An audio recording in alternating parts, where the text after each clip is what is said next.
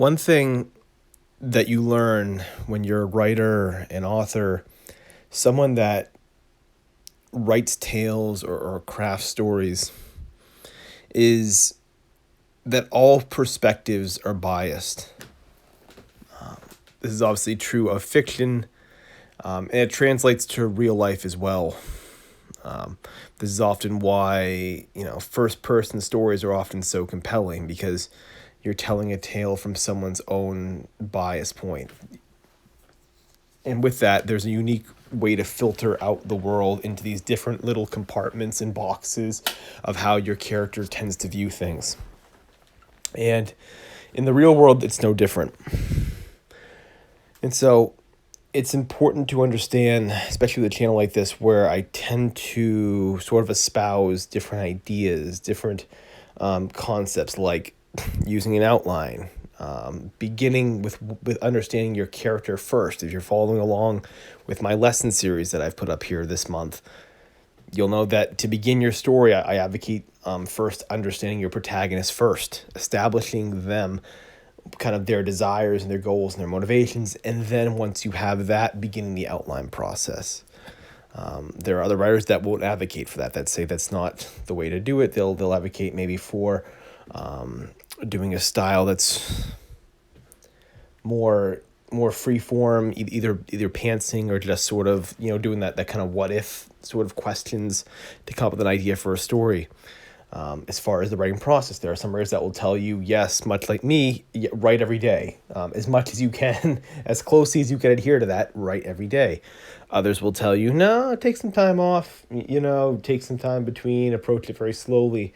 There are those that are a bit more kind of hippie-ish. They'll tell you, to do, your morning pages, right? I think it was Bird by Bird, I think, talks about that, where you kind of just write, some stuff right in the beginning of the morning, and it's kind of like sort of like hippie, like hey, rising with the dawn, getting up, going about your morning in this nice quietness, and just writing out. There's the element of that. Some people advocate for that, and you need to understand that this advice is advice that's worked for someone, and that's basically it. The advice I espouse here is advice that happens to work for me.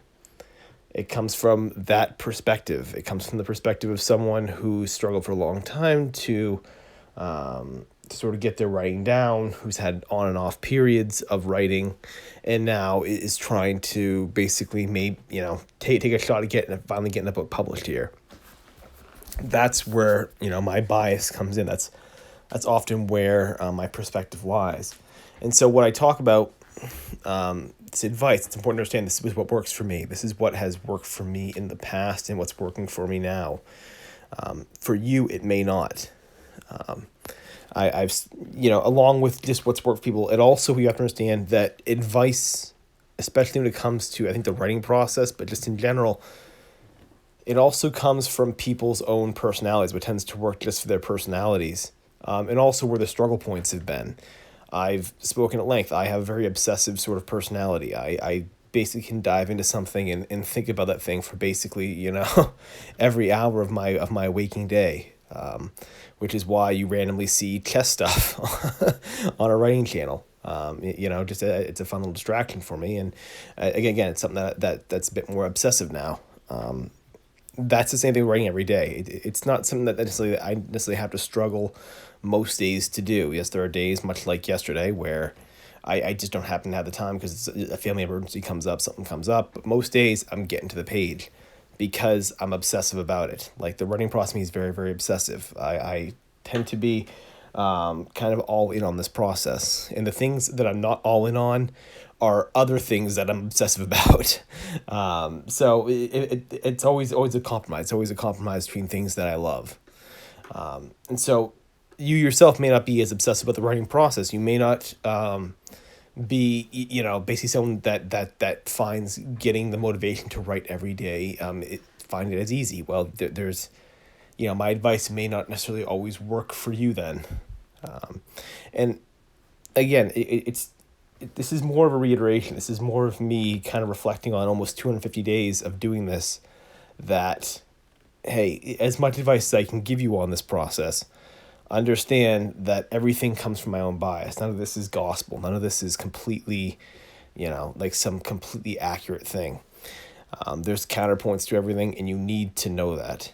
But having said that, I'm telling you because it's worked for me. And so what I'm saying is, don't necessarily write it off either. Don't write off information, really anyone's advice. Never completely write it off until you've at least examined it a little bit and seen where they're coming from. And so with that, this is that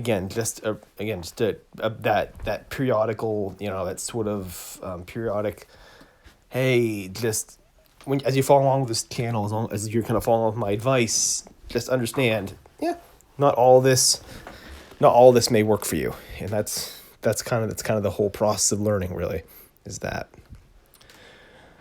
All right. I'm going to be signing off here for today. I'll be back in tomorrow with that. As far as an update on the book goes, did pretty good. Got a few chapters revised today. So that felt excellent. Again, at this point, it's just sentence level stuff. So I just went through, made some corrections here and there. And yeah, just moving forward with that. It feels kind of weird in a way. It feels sort of boring to always give that kind of update there, because it's so much of this process really is just small updates. But hopefully in the next few months, this thing will be done, and then it'll be on to the next sort of venture. And I'm not sure what that is yet. I have an idea of what it's going to be. But yeah. Okay. Been a bit of a weird tease there. So I'm signing off here. I'll be back tomorrow.